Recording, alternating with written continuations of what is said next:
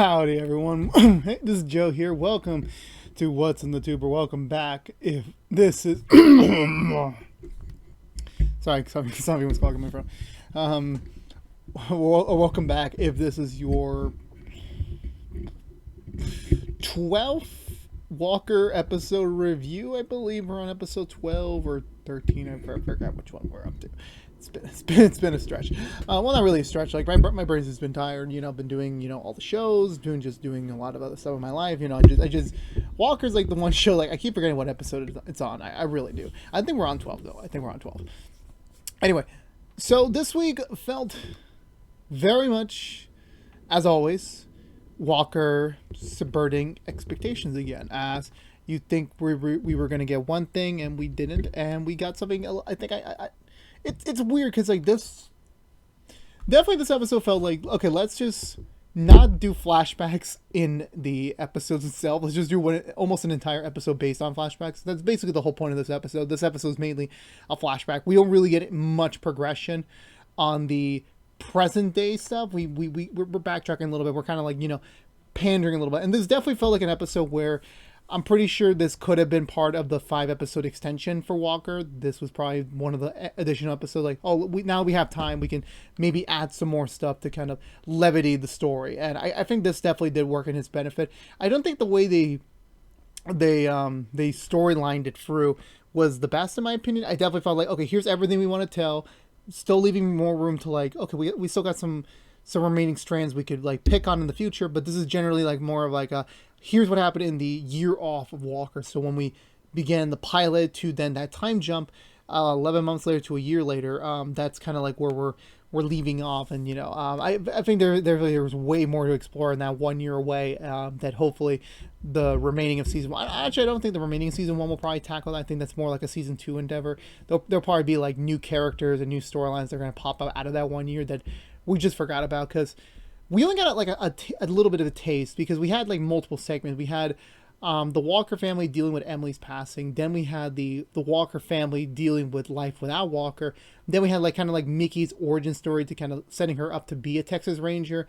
And then finally kind of like Duke's like leading up moments to when he eventually rejoins the story back at the pilot. But there's a lot to talk about. There's a lot to be said. And overall, I like solid baseline. I think this was still a pretty good episode overall. I still didn't like the way they kind of framed it. I felt like there could have been a better way.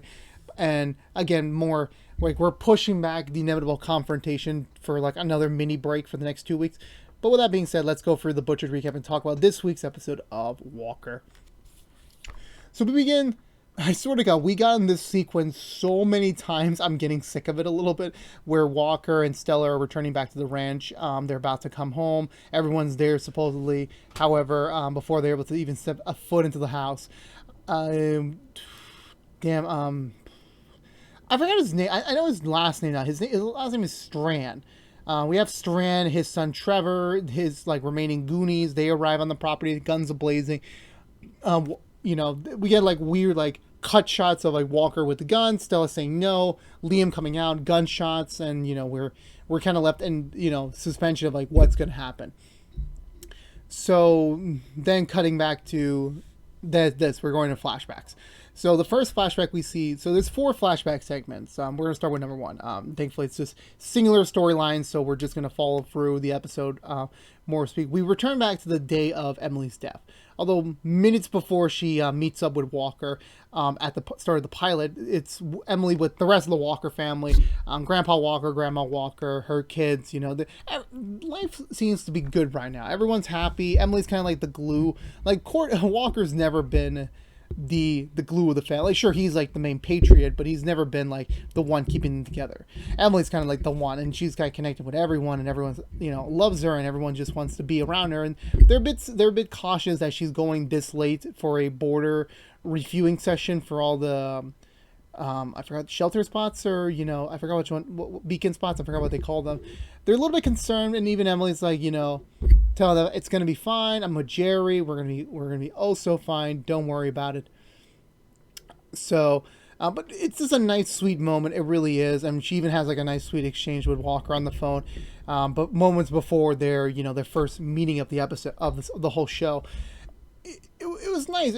I really like these somber moments with the family because like it just reminds you of a time of like before tragedy struck, before everything happened, and then as she drives away in her car to meet up with Walker at the start of episode 1, we get another mini time jump a couple weeks later where they're just coming home from the funeral. Everyone's just trying to be somewhat cheerful, I guess, because like they yeah, losing someone important is a tragedy, but if you live your life just waddling in that, it's not healthy. It really isn't. And Walker and everyone's trying to do their best, but eventually just Walker just needs to step out. He heads outside, trying to like keep his composure, breaking down a little bit.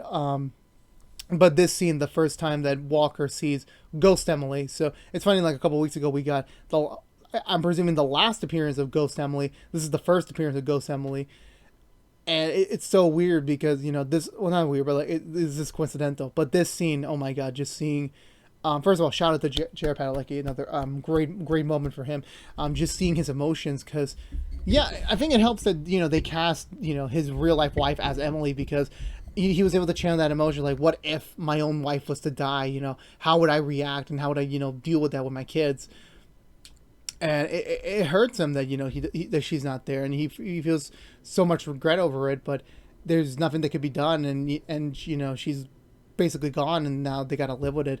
And even a Ghost Emily tells him like you have to stay for your family. Your family needs you right now. You can't just turn away from them just because you're not ready to like accept it and deal with it and process it, these emotions of grief and stuff like that. We get another mini time jump a little bit later where Walker is going for a drinking problem. He's just drinking whenever he wants. He's drinking when he's driving, and even his kids are thankfully smart enough to know like this is an issue. Like he cannot keep this up. Even like one day he was supposed to pick them up from school, he just passed out drunk in the school parking lot, and they're like, he's gonna end up like mom if we don't stop him right now. So they try to have a scared straight moment with him by having him crash into the family. I think the family plaque symbol of the ranch or something like that. I don't know. It's like that. It's like a stable hook.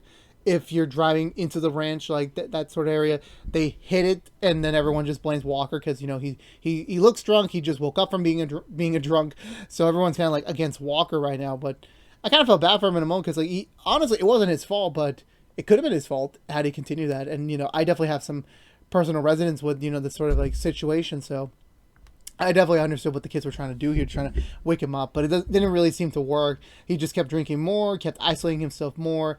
Even his dad, like Grandpa Walker, tried to like set him straight a little bit by having like a little bit of a tough love conversation with him, but I don't think that even went through. So they ended up having an intervention for him, but even the intervention doesn't even work out well, considering the fact that Walker heard that there was a student an upcoming undercover gig for him to explore, and he wants in on that.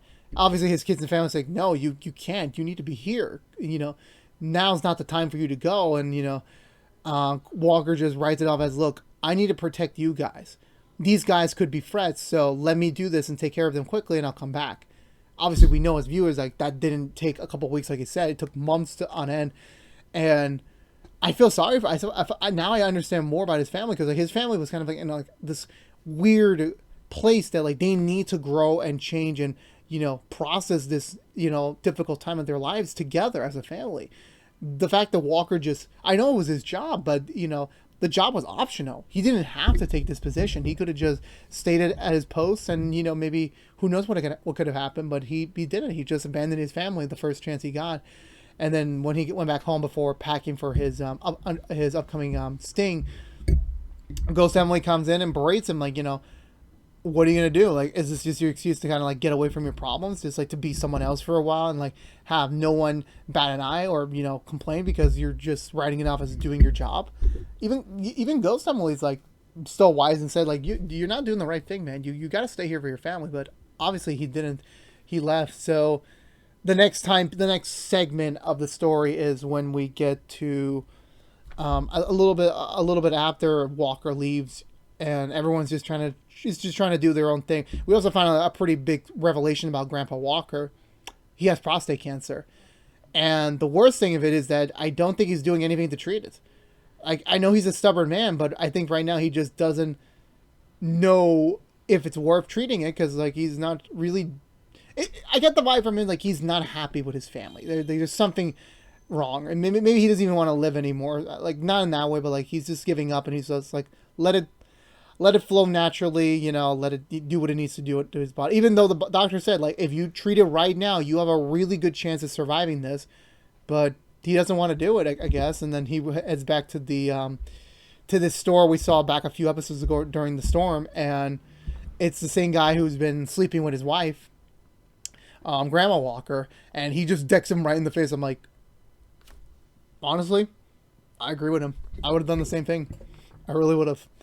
I still don't understand more about this, current thing, because it seemed like they were kind of okay with it, or like they both know like they're gonna separate at some point in the future. My theory is that they were going to divorce when Emily passed away, so they didn't want to bring it up now because like they just know like this is not the right time to announce, oh, we're separating, we're gonna get a divorce. I'm assuming that she was already beginning to look for potential partners beyond him, and that considering everything that's going on right now with the family, now's not the right time to be screwing around with someone, so she just ended the whole thing. Will this be a storyline for season 2 to tackle? I agree with, and even he said like, oh, I thought you fell back in love with me. I'm gonna assume that this is a classic case of like he still loves her, but she doesn't love him anymore, and she's only staying with him just for the sake of the family. And honestly, as a person who's gone through like parents divorcing each other, I would agree that yes, your family is important, but your happiness is also important too. Plus, you're technically grandparents, so it's not like your kids are going to be directly affected by it. They're adults, they're grown-ups, they're dealing with their own stuff with their own kids right now, so don't worry about it. I get that the timing wasn't off, but even back in the present day storyline, it's like they're still dealing with this issue, and they're still dealing with this situation, and they don't really know how to handle it fully. And honestly, in my recommendation, I really hope they deal with this pretty soon, considering the fact if either the prostate cancer is going to get him, or they're going to separate without them resolving this issue with their family. But even with that, we even get another sideline in this story period where Stella's kind of beginning to go off the deep end. She's starting to drink. She's starting to like kind of like rebel a little bit more, because this is her processing her grief for her mom. Even when someone at the sidestep was about to beat her mom's high score, she tries to like stop him by making him fail at the game, and also really dick move this guy had, like pushing her in onto the floor and then having her gash her head. Dick move. You're not supposed to touch a woman. Not supposed to. This kid, he would have definitely gotten an ass whooping. So proceeding forward, also we were getting other bits with her and Liam that. She wanted to leave Texas. She wanted to go to New York for at least a few months to kind of like just get away from it all. And, Liam's like, no, you have to be here right now. You can't just leave. And Stella was kind of disappointed that, he wasn't willing to take her along. So they were kind of at this weird road of like, not being miffed or anything. And then eventually when she goes to the hospital to treat her gash, Liam tells her that he's going to stay in town for at least a decent chunk of change since... his family needs him right now. Like Walker's gone, Emily's sadly gone past forever, and they need someone right now to kind of anchor the ship. And Liam seems to be the best fit. And even though he has a whole life back in New York, he has his fiance waiting for a wedding to come up. There's just definitely like that. There's too much. But family's more important here, so it's like I got to deal with this first. So he made the right call there. And then I believe, so around this time was Christmas, and this was Texas, so it doesn't freaking snow, so I couldn't even tell. So when they all convene back at the house, they're all just putting out Christmas decorations. They're just trying to be the best jolly family they can, even with the circumstances they have. So, what you can do. Then we got a hard time skip, a hard jump to Mickey, who we see her back as a trooper before, moments before she became a ranger or being promoted to a ranger. She was just a regular trooper. She pulls someone over for a speeding violation, and it turns out to be the wife of Strand, the mother of Strand, mother of Trevor, who is leaving the rodeo, obviously leaving from a meeting, but she's just trying to write off her, having bank, information and pamphlets. She's trying to write that off as oh, I'm just thinking of my son right now. His future is what matters right now. And Mickey initially thinks like, yeah, you know what, I'll let her go. But like the way she was thinking of like her name, her license plate, her location, like Mickey's starting to put some pieces together. Like, okay, something's amiss here, and she even tries to report it into the higher chain of authority. But her boss like basically says like, you should not do this. You are just a trooper. You are not a detective. You're not a ranger. You have no authority to do any of this. If you do this again, you better be turning in your badge the next time you call them. So this guy, very much of a dick move, very much. I believe after she has that meeting, she has like a little bit of a one-on-one, not a one-on-one, like a private solo. See, for in her freaking uniform, no duh. When she finds her Strand's car, Mrs. Strand's car again, and they have a talk about things about like yeah, I think eventually they both just realize, like, I know what's going on, here. Like, I'm just advising you. I can't legally do anything to arrest you because I have no warrant against you, but I'm just warning you that you should pull out of this life before someone gets hurt or, your son's going to have to grow up without a parent or both of their parents. Meanwhile, Walker is in there, but still as Duke. He's just trying to win over the permission and the respect of the other guy, Mr. Strand himself, to let him on board on the upcoming bank robbery, but they still don't trust him because like they don't really know much about his past, and Walker's obviously trying to be very delicate here, trying not to share too much because the more he tells, the more he has to remember, and the more that could risk his chance of being his cover blown. But eventually he has to start dipping into like his real life trauma with Emily in order to convince this guy like, hey, you can trust me. Like, I'm trustworthy here. You can put me on this team. And eventually, once they catch notice about Mickey's presence outside, Walker was just straight away ready to kill Mickey and, prove his loyalty to him. And it was close. It was really close. But thankfully, outside, Mickey wraps up the conversation with Mrs. Strand and leaves. And thankfully, that crisis is averted. So I think later on the next morning, I believe, Mickey heads into work, and also we get a little text update that Trey's coming back into town, so we're slowly catching back up to present day Walker.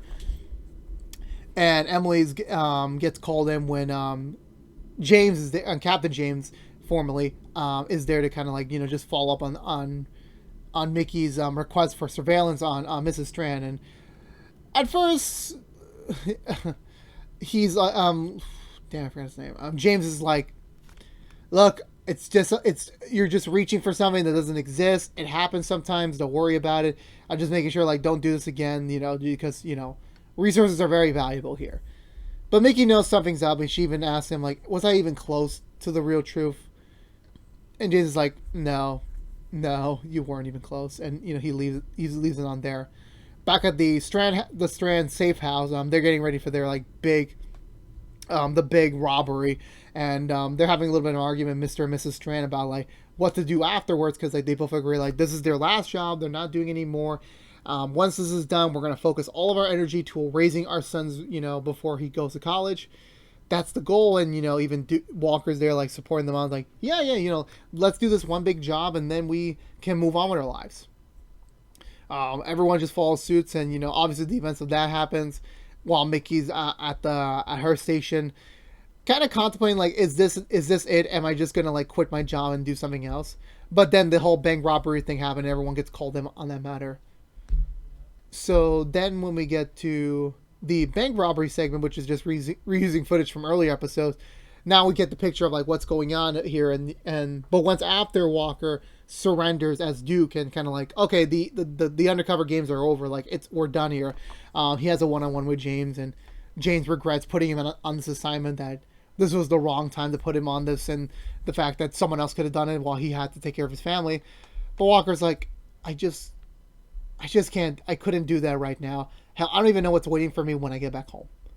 Like that's how scared he is. Like, he just wasn't ready to confront the reality of the situation, and he just ran away the first chance he got. And now that's over finally, where does that leave him? Like, he has to eat. Well, we know how it happened. Like, at that moment, like, how is he going to handle this? How is he going to deal with his family, like not seeing him for so long? Like, that's all prevalent questions that he has to answer himself at, but he has to be ready to like take that first step and go home. Meanwhile, like a mini fifth storyline, Trevor is living his kid life, like none the wiser that his parents are illegal criminals. But then the police show up and kind of tell him the bad news. Like they just pop in bad news for him. Like, hey, your father's a criminal. He's in jail right now. He's probably gonna go to prison. And your mom passed away. Well, she died during this operation, and this was the moment for Trevor that his entire world shattered. And I felt very bad for him since like at one moment he was kind of like planning out his future, and the next moment he's yelling at his fucking dad for basically like kind of raising him to join this robbery streak. And he said no, this wasn't the plan. Like this was gonna be our last score. And then we were gonna move on with our lives. And even Trevor at first is like, I'm done with this. I'm not dealing with this right now. But his dad does bring up a point. Like we are the last of our family left. If we don't stay together right now, that's the end of our family, which is enough to guilt Trevor to like help him stay. And then later on, once they have more vitzes and more time together, he starts trying to like convince him that like, yeah, we got to do whatever it takes to make sure the reason why your mother died will never happen again, which obviously was Duke or Walker. So then we get kind of like a flash, streak of like everything that happened in the more recent episodes. Then once again back to the ranch as Walker and Stella drive up the driveway, sees all the cars ready to go inside and see what awaits them. And then everyone just shows up at full force. Walker attempts to pull out his gun to ensue a firefight, but considering Emily is armorless, there's guys behind them, there's guys in front of them. It was not the right move for Walker to make a move at all at this point. So, however, the biggest moment of the episode was when Liam spots the whole thing, walks in. And here's the thing about Liam. He's going to run for DA, and he stupidly walks into a scene with a bunch of guns without a gun. Liam, that was probably your most stupidest move yet. I'm hopeful you're not dead so that I can still berate you once you're alive. And is Liam dead? I don't know, because Liam got shot, like, I think by the heart or near the heart, so he's going to have a really difficult time trying to get out of this. And, as for Walker, he's got a much bigger fish to fry right now with Strand right in front of him. But how will this confrontation actually pan out? It will be in the next episode, because this was it for this week's episode of Walker. So I thought this was a solid flashback episode, heavy one. I definitely like filling in more of the blanks. Like we still have more questions to be asked. Like what were the kids' life really like? We saw the first 2 months. What happened in the other months? Like something had to happen, and hopefully they're saving it for season 2 or another thing down the line. Hopefully, I really want to see more about Grandma and Grandpa Walker. Also, Grandpa Walker has prostate cancer. I mean, that has to be addressed at some point. Like, he's been keeping that in his mindset for more than 9 months by this point. Like, that's not a good thing. Like, that's an alarming thing that they're going to have to tackle on pretty soon. And, I mean, it was nice to just see Duke again. It was nice. Like, we're slowly filling out his timeline here.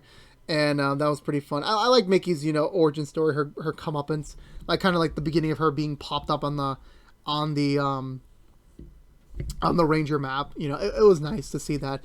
And overall, I think this was a pretty good flashback over episode 2. I was a bit disappointed we weren't able to get directly to the confrontation, but it was nice to kind of like still get like more chunks of this 1 year away with Walker. It was really nice.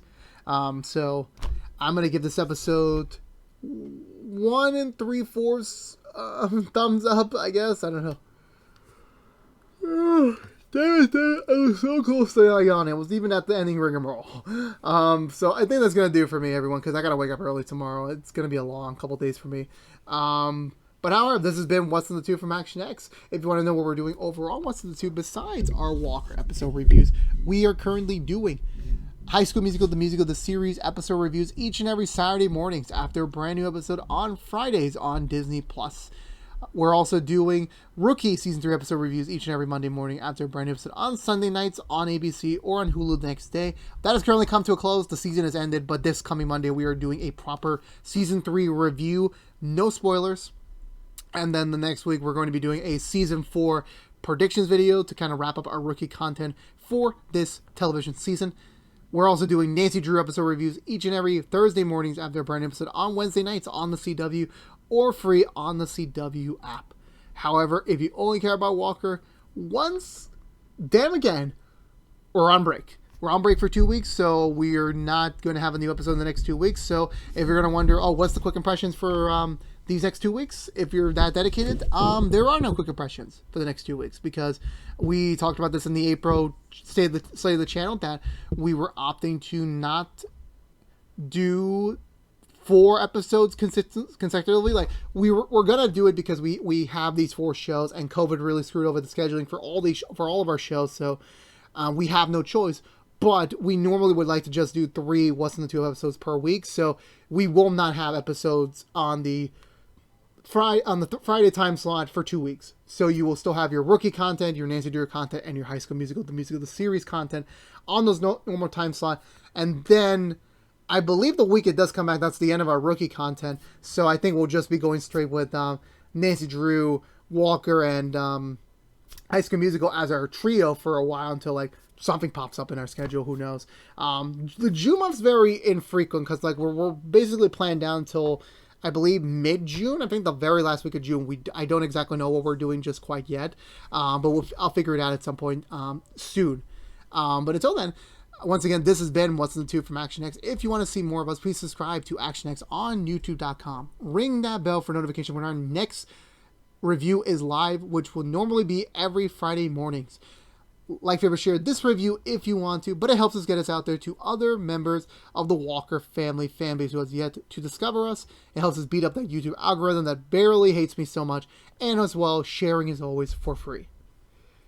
Follow us on social media to stay up to date with any sort of updates for the channel. And for all you Walker family members, I'll see you all in 2 weeks for the hopeful biggest confrontation episode we'll ever see. Let me know in the comments below, what did you think of this week's episode? I'm always open to the conversation down there below, so please leave a comment. I will talk to you. And as always, stay safe out there, be good to each other, and as always, peace out.